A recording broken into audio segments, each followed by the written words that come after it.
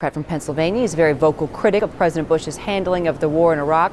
Congressman, great to have you. When it comes down to it, is this about not deserting the Iraqi people? Well, this is a failed policy wrapped in illusion. And I've said this before. He brings in 9/11. Everything directed towards the al-Qaeda in Afghanistan was absolutely right. Then when the military asked for more troops in Afghanistan, instead he diverted himself to Iraq, where there were no weapons of mass destruction, no al-Qaeda. The incidents have increased since the government election is over, almost doubled to 800 a week. More people are being killed every day. Electricity, oil production, everything's below pre-war level. We need a change in direction. Rhetoric is not going to solve this problem. To get up and make a speech doesn't answer it. These young people are walking out there with 70 pounds on their back. It's 120 degrees. Very small proportion of people in this country are suffering. The families are suffering. I have a great admiration for the military. Nobody has done a better job when they're asked. Nobody's more dedicated, but they can only do so much. You can't win this militarily. The president has to change direction. He has to hold somebody accountable. You talk about this intensity.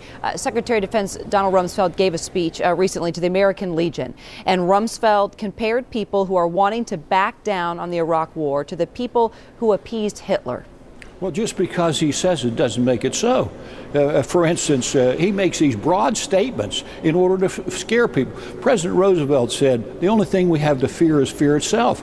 These statements are made in order to try to scare the American people. That's not what we need. We need a change of direction. We need the people, and we also need to spread out the service so that everybody in this country has an opportunity to serve. What is that change of direction, Congressman? You keep saying change of direction, change of direction. What is your idea of what that change should be? I'll tell you exactly what we have to do. We have to start a redeployment and tell the Iraqis, you have to take over. They've just scuttled another changeover. They're going to change from one province. They were going to let the Iraqis take over. They said, well, we're not ready to do it. This is the fourth or fifth time they've done that.